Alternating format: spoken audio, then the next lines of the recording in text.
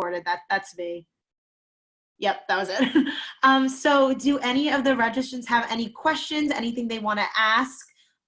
You could say so in the chat box, or you can go ahead and unmute yourself and ask. But I'm going to kind of silence myself for 10 seconds, 10 to 20 seconds, see if anyone has any questions. And don't be shy. No question is a stupid one.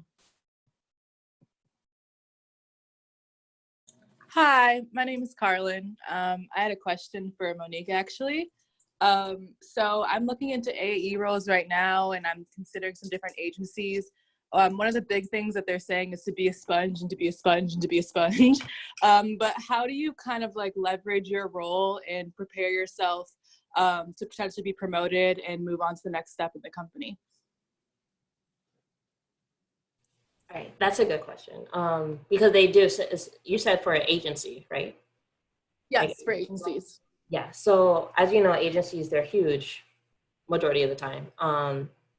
So they want you to be a sponge because they're looking for someone who is willing to learn new things, who's like a team player, who's open to diving into a lot of different things, because you never know what kind of business you're going to be on or what new business you're going to pick up. So they want someone who is dynamic and ready for any challenge.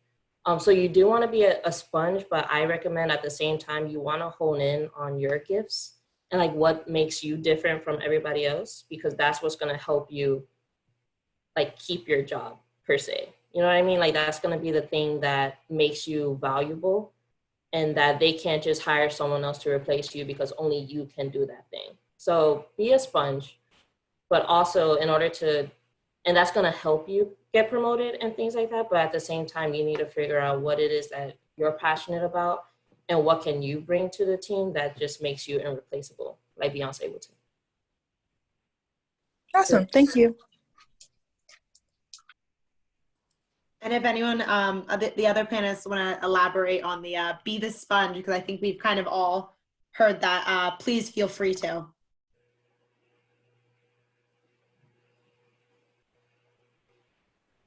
I guess off of that, I would ask kind of all of y'all, I think a lot of the terms we hear is you need to be a fast learner. What exactly does that entail?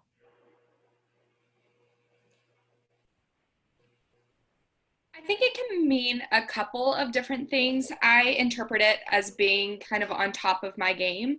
So I want to make sure that I'm asking questions and not being afraid to ask those questions.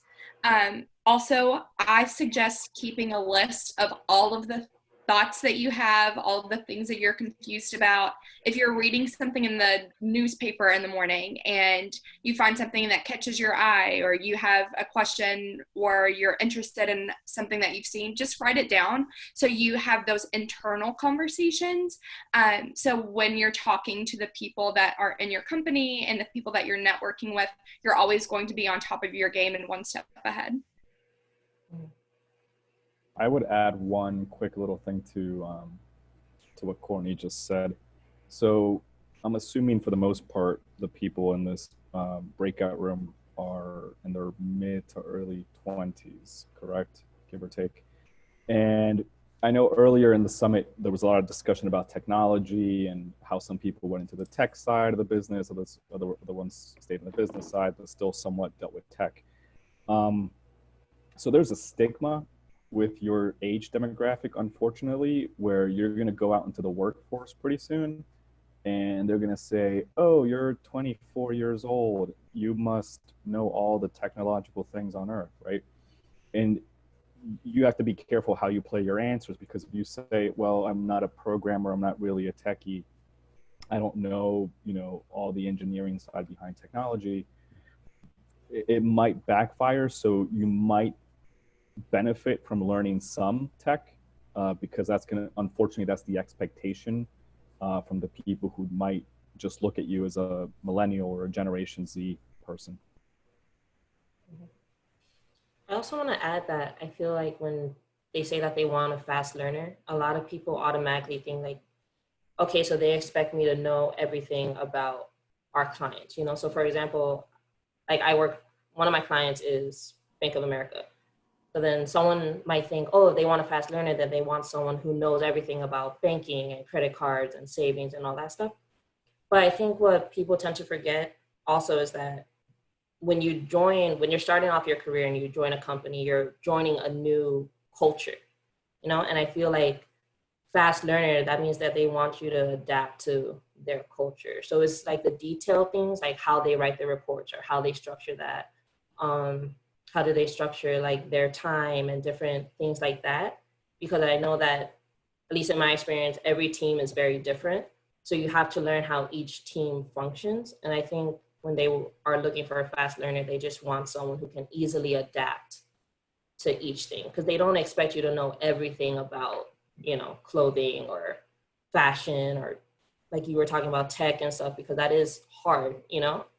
So, and they say that it takes like 6 months to a year to get fully adapted into a new account. So it's like just taking your time to not rush into the important, aspects of each thing, but being fast at adapting to the culture is what's really important. I would definitely say that when you asked that question, that's like what I thought about was what Monique said, is just more so being able to, again, be adaptable to the experiences that you're going to have as you matriculate through this role, and like learning the new skills, learning the new tools. I think in most of the rotations I've had and just other internships, the most positive feedback I've gotten is because of my personality and my willingness to try to put myself into the role fully, or trying to get to know people, trying to embody whatever it is, the culture that they hope to promote through the people that they hire. And I think that goes with being a fast learner, is catching on to, how do the people move here? What are the unspoken rules? Like, how do I become that person that everybody wants to work with? And I think for me, the faster I've learned that and picked up on those things, or gain those mentors who kind of show me those ropes, or, whatever, that's helped me become that fast learner and that person or that candidate that stands out more than maybe others do.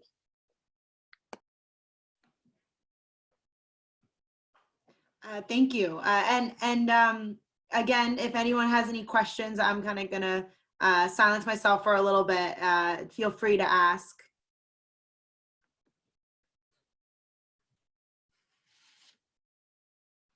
That's okay if people are shy, no worries. I guess kind of moving on, some of the more other questions I have is, if you could think back to when y'all first got your jobs, what are some things you wish you did differently, or what are some things you wish you could have done more of?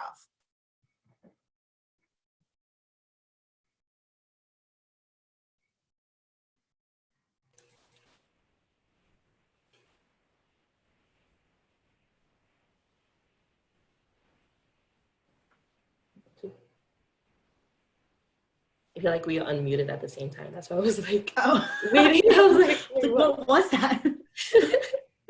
Sorry. I would say for me, it's because I went, so right after I graduated from undergrad, I went straight to NYU to get my master's. And something I wish I hadn't done when I started my career was that I put myself in like this imaginary box of where I'm supposed to be after my master's, so it's like, I just have my master's, so I'm expected to be at this level, and when I first applied to BCW, I actually applied for a higher position than the one that I was given. And I feel like I set myself up for failure by thinking that, I deserve to be in a higher position type mentality. But to be honest, like in hindsight, if I had gotten the position that I originally applied for, I wouldn't be on the same accounts that I'm on right now. The accounts I would have been on would have been more boring. So like, I'm happy that, I learned that you really just have to trust the process. And that's something I wish I had known when I was starting my career, because it's never good to have this mentality like, this is not where I should be. I should be doing like in a higher position, because really your title doesn't matter. Like whatever position you're in, you have the opportunity to do things that account executives are doing, or things that even VPs are doing when you're like, if you get involved in new business. So it's like just not limiting yourself to what your title says you can do is something that I needed to break out of. So highly recommend just like, you know, pushing yourself to the limit and not restricting yourself just because of a title that you have. And jumping off of that, I think that limiting yourself and putting yourself in a box can happen really early in any place in your education journey. When I also graduated undergrad and immediately came to NYU for grad school. And because I put myself in this box of this is the sector that I'm going to go in, or this is the industry that I'm going to go in, I kind of limited myself to the events that I attended and kind of the people that I networked with, because I didn't think that I would be interested in anything else. And I think that that really hindered an opportunity for me to not only meet people, but for me to learn about other industries and other things that I might have also fallen in love with. So just being open and taking some risks and talking to people who, you know, you might not think that you have anything in common with is definitely going to be helpful in the long run. I think from my side, again, I started my career in 2009, towards the end of 2009. And at the time, a lot of companies were cutting back on sending their employees to like conferences and conventions to network and pick up, you know, tips here and there. Looking back now, obviously, you know, knowing what happened, I would have paid for it all myself. And bit the bullet and have networked a lot more aggressively if I could go back in time to then, just to be able to gain that experience and that those connections that obviously I don't have now because I don't have a time machine to be able to do that. But definitely network the hell out of your first couple of years in the industry. And for me, since I technically haven't started my career yet, the thing that I just wish I had known coming from undergrad, transitioning into this fellowship, and even starting to look for full-time job opportunities were options.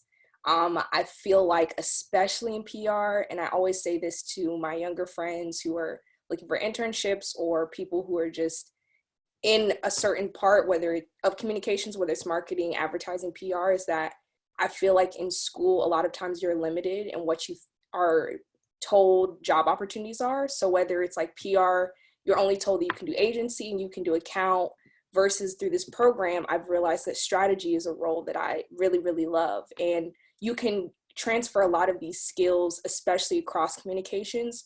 And I think I felt very, again, boxed and pigeonholed to where I only had really 3 options. I find a full-time role at an agency, or, you know, maybe I also find like a communications type of specialist role, or I go to grad school. And it's like those skills that we gain are much more transferable across marketing, advertising as well.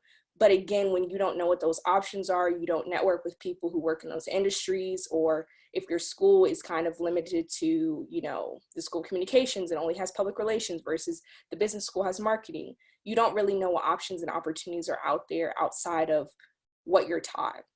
So I think that's where I'm thankful now, kind of coming out of the program, the looking for jobs, is that I'm able to see that there are more options for me.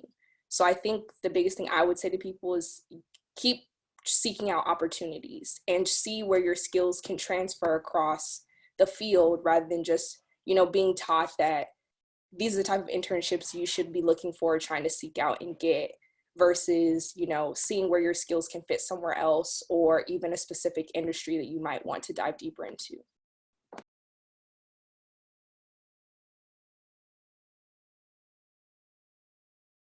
Katie, you're muted. Thank you. We actually have a question from Colleen, and Colleen, if you'd like, you can unmute yourself and ask your question.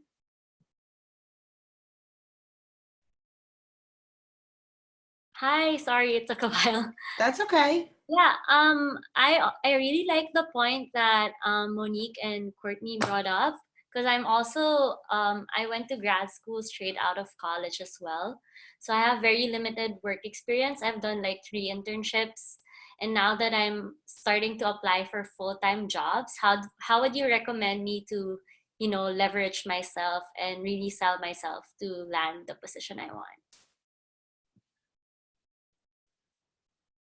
I think that that's something that we've talked about a couple of times here, but definitely just be yourself. The fact that you have that graduate degree, the fact that you have those internship experiences, those are going to be the things that are going to catch people's eye. But when you go in and you get to have the interviews, you get to have those conversations, make sure that you are showing the best side of yourself, that you're showing that you're passionate about the industry, that you are ahead of the game, you are on top of the news that's circulating about the industry. Those are going to be the things that are really going to draw people in and definitely keep you around. Hey, Colleen, I'm so sorry to interrupt. Colleen, could I ask what your concentration is? I'm in the brand management concentration. Okay, thank you. Yeah.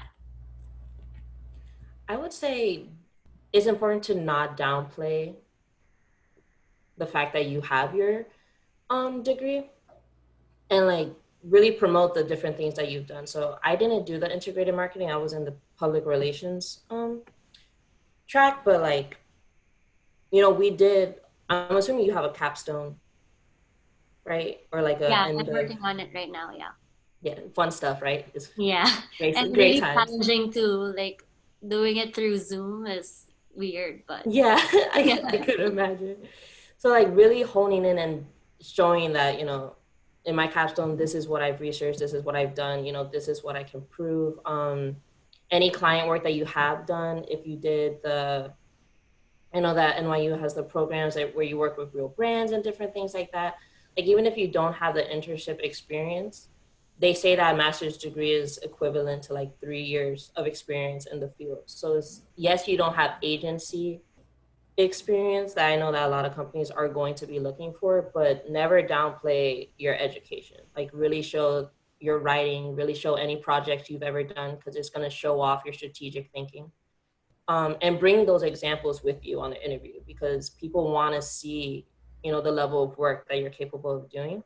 And like Courtney said, as long as you're yourself, be passionate about the work you've done, that's going to shine. People love to see that people are passionate about the different things they're doing. So I would really hone in on that. Like, don't be too focused on not having enough internship experience, because at the end of the day, like, you put in the work. So. Hey, Colleen, do you mind if I give you some advice as a fellow integrated marketing colleague of yours? Of course, I'd appreciate that. So it's actually a good thing you're doing the branding concentration. I did analytics, which is a little bit more torturous as far as finding work, and I'll tell you why. I've heard, yeah. So here's the benefit you have. So obviously show your education, show the projects you've worked on, but with branding, you can, for example, let's say you're applying to a Horizon Media, just as an example, right? And you know that they work with Capital One. Capital One is one of their clients. So you can, part of your cover letter or part of your communication piece to Horizon Media can be like, hey, I know you guys work with Capital One. I think what you've done is pretty great. Have you thought about doing this and this and this and this to the brand? So in other words, you're giving them solutions and you're giving them opportunities to enhance their already existing clients, and showing that, hey, look, not only did I research your company, but I have some ideas, some possible solutions that could help. So you're taking that extra step. You're going beyond the call, right? Right. And you can definitely do that. And it will definitely make you stand out, because they're going to say, wow, here's a person who obviously has the education, but not only that, but they're also thinking, they're already thinking of how they could potentially help, right? Yeah, thank you guys so much. Thanks, Colleen. Anyone else have any questions they'd like to jump in and ask? Oh, Jennifer asked something. Jennifer, feel free to unmute yourself and ask a question if you'd like. Okay, hello? Hi. Hi. Well, I was just wondering so I'm currently trying to build my network, but oftentimes, like, I hear about, like, notable people in the legal community, for example, but I haven't had the chance to quite meet them yet, but I would like to. So my question is, since you guys have been talking about networking a lot, how would you go about initiating a possible networking connection if you guys have not met yet?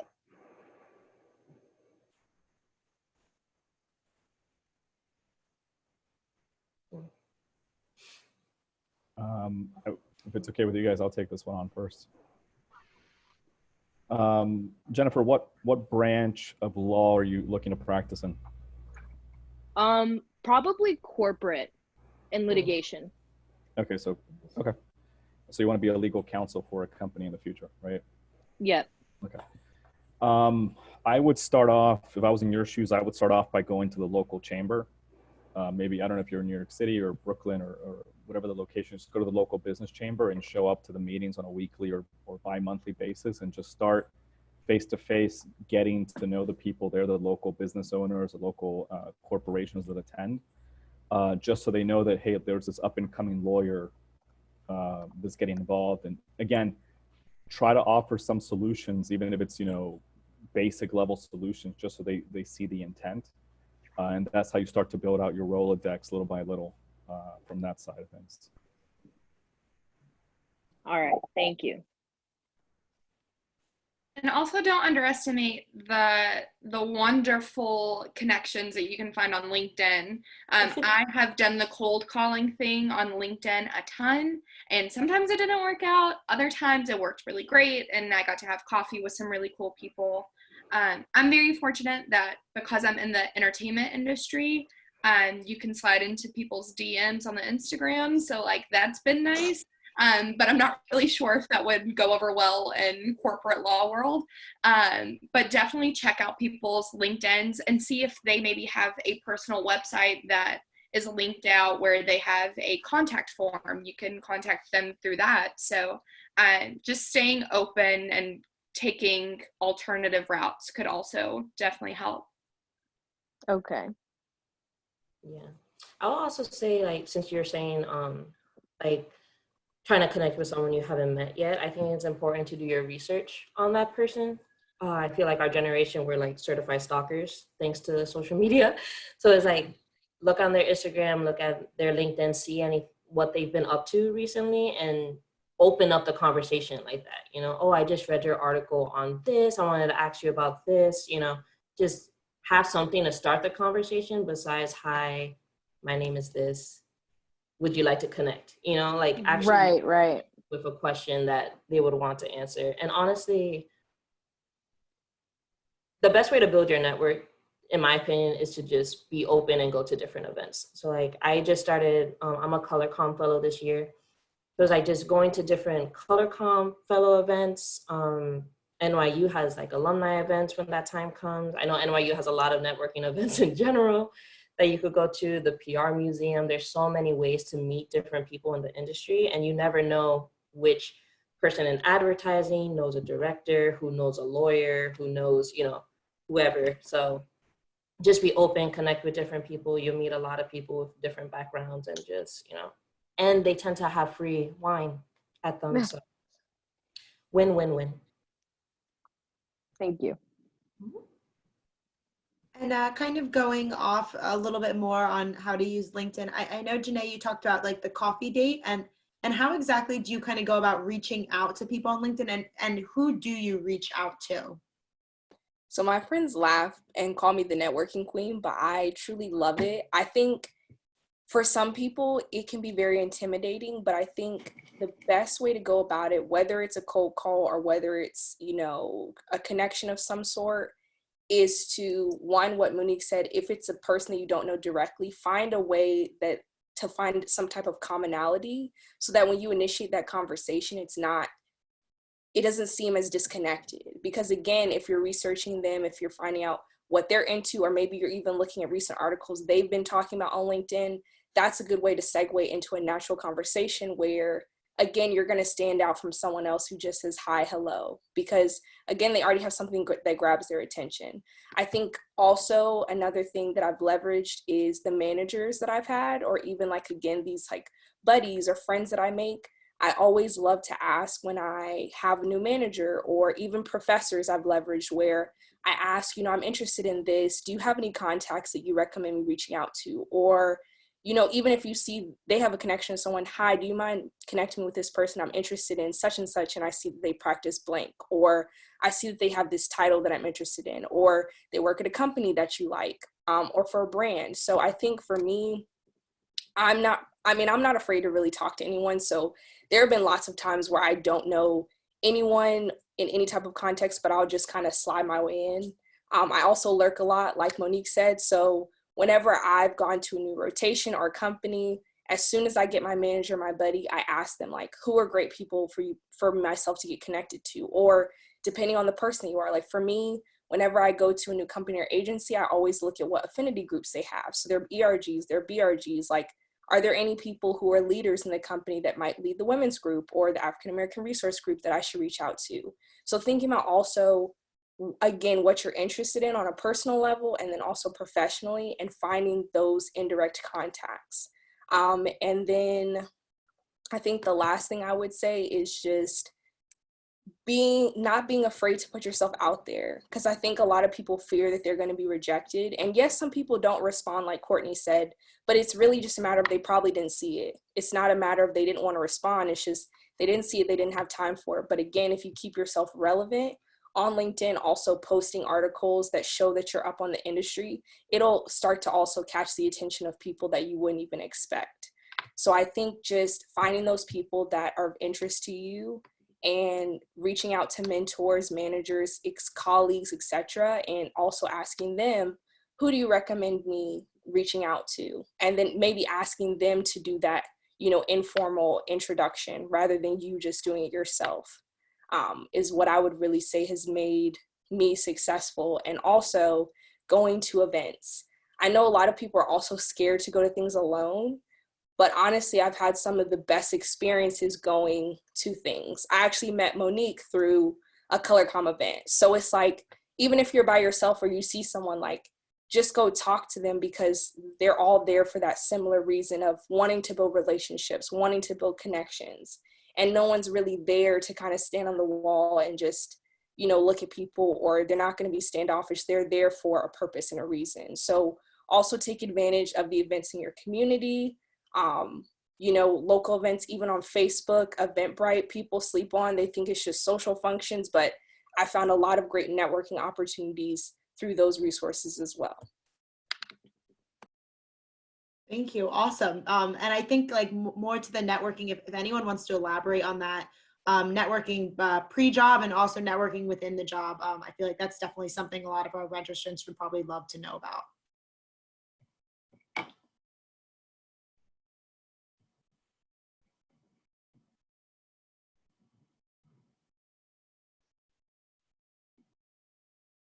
And also, if anyone has any questions within our group, please feel free to ask, and then use the Zoom group chat as well.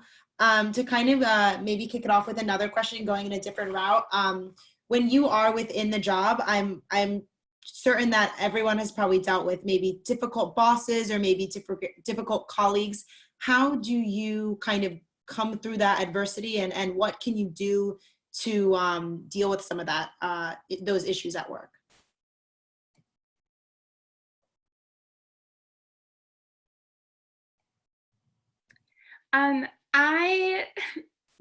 Because I'm in the entertainment industry, I'm sure everyone has heard horror stories about the mean boss thing, and that can be true. I've definitely had some hotheads, we will say, that have been around.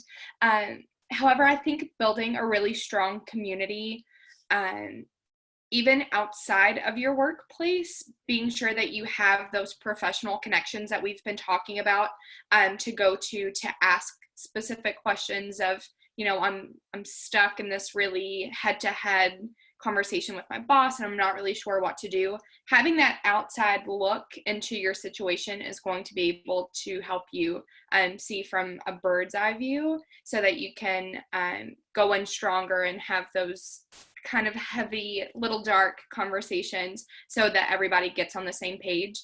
And I think it's important to remember that because you are on a team together and you all work at the same company, you do have common goals. So even if you feel like you can't find anything that you relate to that person to at all, remember that you all are there for the same reason and you're there for the client. So even relating on that aspect is going to help you guys reach that commonality. I'll also chime in. Because I'll be coming into entry-level roles and I've rotated at a couple different places, I've had positive and negative experiences with managers. So I think the biggest learning I got from the difficult manager that I had is that we have to also remember that people are human. Whether they have a job title, whatever their title is, it doesn't matter, because at the end of the day, people have personal problems, issues, things that literally have nothing to do with you. But unfortunately, when people cannot manage their own lives as well, or they're just having, personal or relational or whatever outside issues that don't necessarily relate to work, at the end of the day, we're human. So work can bleed over into life, life can bleed over into work. And in a particular situation I faced, I realized at the end of the rotation that the issues I have with my manager had nothing to do with me. It was a personal problem. So I think that, again, we have to realize that people are people and you're entitled to your emotions and feelings, and sometimes you can't take it personal. Well, actually, in general, that's probably the biggest piece I would say, is that don't take things personal when it comes to work, because even if you're an outgoing person or you're a feeler like me and you value that relationship and hope that it transcends just working or manager, sometimes it is cut and dry. And you have to also accept it for what it is and realize, again, like, you're there for a common goal. How can you achieve, the things that you need to get? How do you still further your career? And honestly, if they do seem like a roadblock in terms of getting your work done or opportunities, that's when honestly maybe it becomes a further conversation with, a mentor or HR if it has to get to that point. But also just one, recognizing that person is human and allowing them to have that space. But if it becomes an issue to the point where it prevents you from working in a positive environment or feeling like they're, potentially going to hurt your career negatively moving forward, then you might need to have a conversation that could get you out of that situation. So I think it's definitely about perspective and mindset and trying to see if there's anything that you can do personally to help alleviate the situation. And then if it's not, realize that it's out of your hands and there might be other measures that you have to take. Mm-hmm.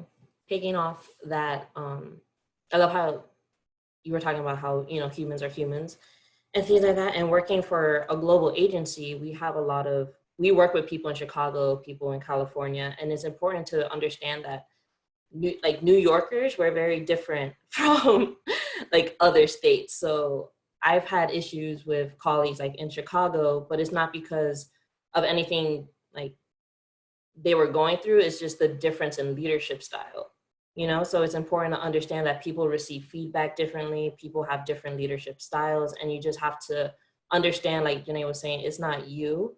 It's just something that you have to adapt to in order to make it work, because you do have that common goal. You want to make sure the client's happy and get everything done. But it's important for you not to feel attacked or, think that it's you and then start with this negative mindset and then everything just, slowly goes down. It's important to just understand that there are different types of people. There are different needs that people have, and opening up and having those conversations with your teammates when things get really bad so that down the line it doesn't get worse.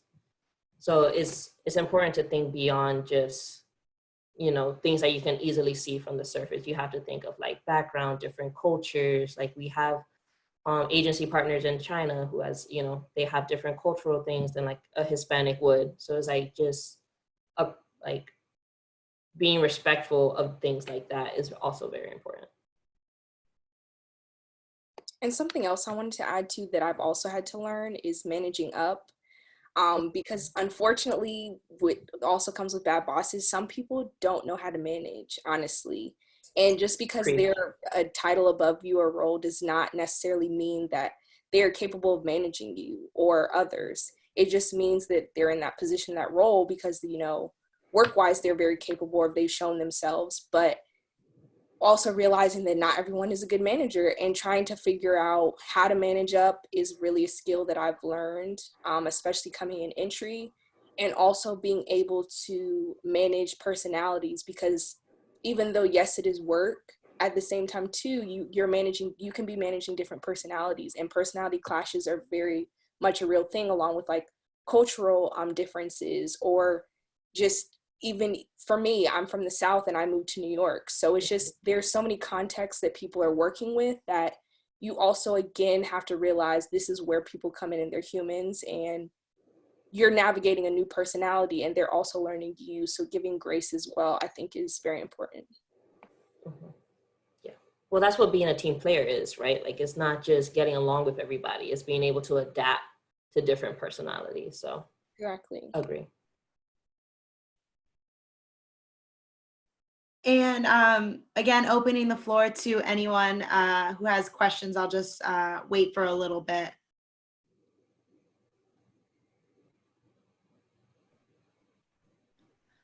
Okay, so I guess one of the last few questions that I have is, after reading y'all's bio, you guys have lots of experience. How do you stay organized and with probably the little time that you guys have?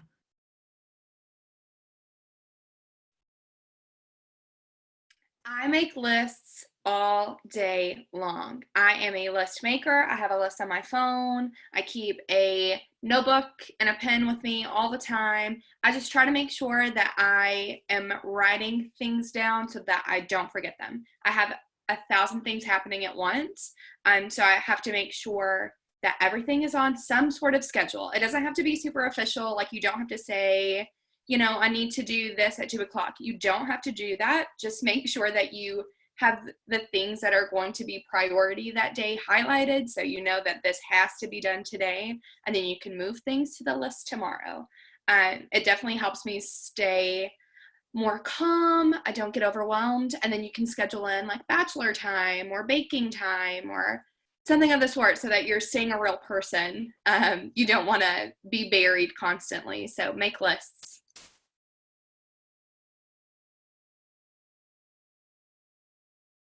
I think to add to that, managing your priorities and figuring out what is important to you. So I have like the essentials, like work has to get done, bills have to get paid, like you have to eat, that's a given. But other things that you enjoy, whether it's like, for me, I enjoy attending events as well outside of work. So knowing how to manage that, in the sense of, okay, maybe I only limit myself to one like outside of work event a week, but I'm adding that into my schedule because it's something that I enjoy. Or if you like to work out, adding that in. I'm a big list person as well, and I'm a big notes person. My friends laugh at me, but I have notes for probably everything in life. And so like, keeping notes, keeping lists, setting reminders is something that I love to do also. I love a good calendar invite. I tell my friends, if you want to schedule time, send me a calendar invite and we'll make it happen. If it's not in the calendar, I probably won't be there. So I would say, like, again, figuring out what priorities are important to you outside of work and your obligations. And then from that point, managing it with other ways that keep you organized, whether it's a list, whether it's a reminder, whether it's making sure that you clean once a week and your space is not cluttered. So, or if you need to meditate or do yoga or whatever it is, adding those things into your life, so that when people talk about work-life balance, it may seem difficult, but I'm a person that believes it is achievable if you manage the important priorities in your life, and also setting boundaries to let the people know in your life, whether it's work, whether it's, friends, whatever, that these are things that are important to me, and I want to be able to still balance that somehow. I would just jump in for 2 quick seconds on this. So I think you reverse engineer it, right? So you first start off with, what type of goals do you have, and what type of responsibilities do you currently have in your life, right? Do you have a mortgage? Do you have kids? Do you have a spouse? What are your responsibilities, right? And then based on those two things, your goals and your responsibilities, you figure out what type of work-life balance you want and can have. And then based on that, you start to build out, okay, I can take on this much, demand in my career, in my job, whatever it might be. That's at least how I have mapped out my career. I have certain goals I want to reach. I have certain responsibilities I have to maintain. And based on those two things, I build my calendar, which is literally, for 7 years now, I always keep literally a book of notes. If without this, I can't live, kind of a thing. And that's how I map out my entire day-to-day operations. Yeah, for me, I use a passion planner. Shameless plug, but like amazing, great. You can write all your lists. It asks you like at the end of the month, it has reflections for you to do, different things like that. So that keeps me sane. But along with what everyone's saying, it is important to just figure out what works best for you. Like it took me a while to figure it out. I used to do lists and that wasn't working for me. Then I just did calendars and that wasn't working for me. And I realized that I'm the type of person who kind of needs it all. I need a list, but I also need calendar invites and I need my planner, you know, because that's just, you know, I've had 6:30 a.m. to 10 p.m. days, you know, because it's just like you have work, then you have events, and then you have mentorships, and you have all these other things. So it's important to figure out what's best for you, but it's also really important for you to understand what it is that you need in order to be successful and just be transparent about that at work. So like if you know that you need to do yoga in the morning or you have to have a break at 12 to go get your coffee, then do that and make sure that your teams know that you have to do that and just be transparent, you know, because I feel like a lot of times when you're in your career, especially when you're first starting out, you feel like you have to do all this work and you can't, you know, I can't leave early today to go to the gym because I have to get this work done. And it's important to have that life balance and just make sure that your teams know, hey, every Wednesday, I'm gonna leave at 5 because I have to get this gym workout in, you know, for my personal mental space. And it's important to take mental health days if you need that. So just not being afraid to be transparent and have that discussion with your manager. Like, these are my I can't change this. So how are we gonna work with this? Because they do wanna work with you. And I feel like that's something important for people to know when they're first starting off their careers. Amazing. And last question on my end. I think the reality we live in now is a lot of places are either doing a freeze hire or it's really hard to connect with people because of the virus. And I know, you know, we have so many virtual opportunities, which is amazing, but what kind of advice would you give to people looking for jobs during a time like this? And how would you kind of go about that?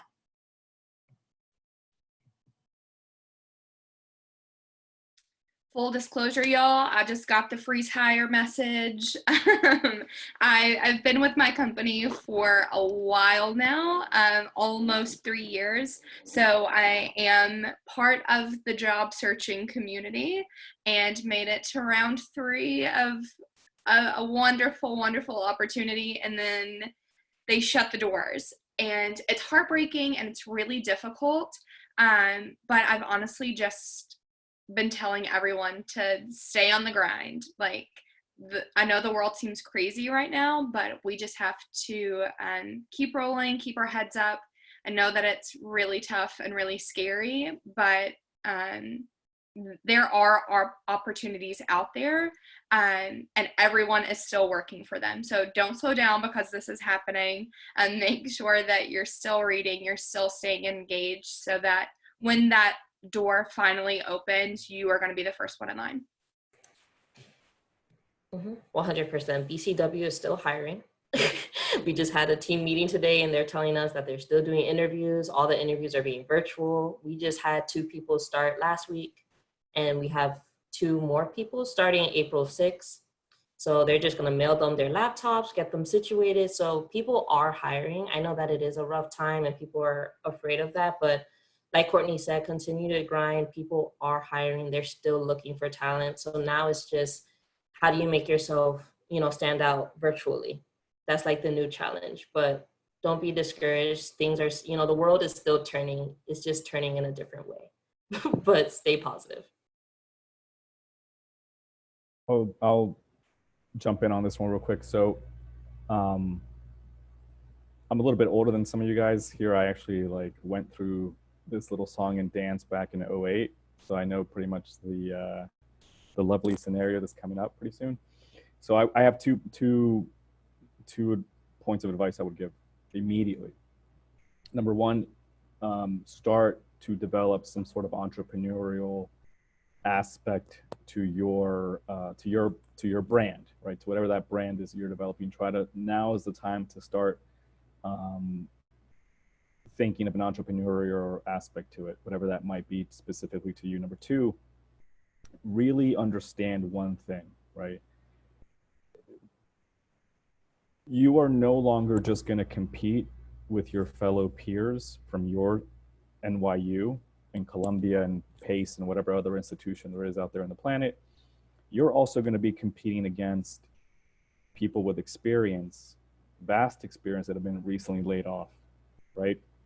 So just keep that in mind so that when you get that interview or you're in round 5 or 6 or 7 of the interview process, just so you understand what your competition truly is. It's not just your peer who also has a master's in PR or marketing, but this is the person that has 15, 20 years of experience at a high level, also has a significant education. So you can start now crafting your differentiation point. So you're not just surprised by, well, they didn't go with me, they went with a person that has 18 years of experience and, you know, I don't know what else I can do. I think for me, this is a big question that a lot of my friends have been talking about because I'm actively applying for jobs right now. So I've been trying to figure out, you know, how to manage this, how to go about this. And I was actually on a webinar yesterday with 2 women, one who does professional development for women in leadership, and then also one who is in the HR space. And they gave us 3 really great tips that I have been sharing with friends is that, like Courtney said, places are still hiring. It's just slowing down and it's changing because of the climate we're in. So for me, I'm a person who's very positive, but I'm not going to lie, this is daunting for me that we might be going into a potential recession right when I'm really, you know, looking for my first job opportunity. And I think that it's important to know that hope is not all lost. They said that employers are again slowing down, but not necessarily stopping. So it's not like it's coming to a standstill.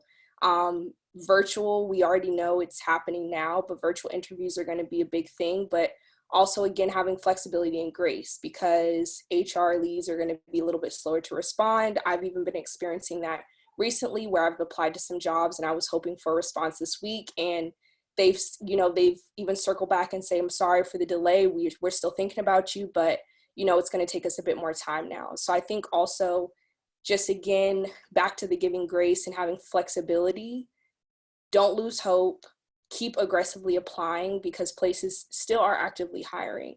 And just really tap even more into your contacts and your networks now more than ever to see, you know, who has connections or who can I talk to internally that knows that their company is hiring before, you know, they put out job posts.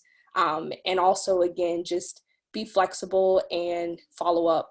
That's what I've been trying to do is just circle back if I don't hear, you know, in a time frame that I would assume, just keep yourself on their radar so that they know that you're still eager, but also you're flexible and, you know, you're patient with, you know, them being able to reach out.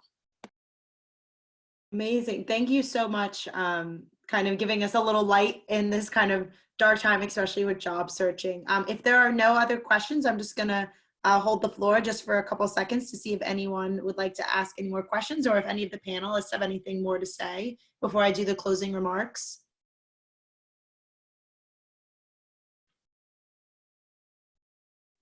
Okay, that's okay. But I do encourage anyone listening, if they do have more questions or they're too shy to ask, to please reach out to Janae, Courtney, David, or Monique and ask your question. I'm going to just share my screen with kind of our closing remarks slide. I'm hoping you all can all see it. So just kind of want to thank you guys, Janae, Courtney, David, and Monique, for kind of you know, coming on virtually here. I know it's difficult to kind of do a summit virtually, but I'm so glad and lucky that you guys were able to join us. And then with that, please stay in touch with us, everyone listening. You can find us on Instagram, Twitter, or Facebook. We are more active on Instagram. We will be posting kind of an event follow-up. as well as kind of photos, even though it's going to be hard to post photos of the virtual meeting. But we would love to stay in touch with all of y'all. And then if you post anything about us, please use our PRL Summit 20 hashtag. Thank you again so much for joining on. We are very grateful for y'all. And I will be ending the meeting, and then it should all end the stop sharing there. But thank you again so much, guys. Thank you, everyone. Thank you. Much. Appreciate it. Bye, y'all. Bye. Bye.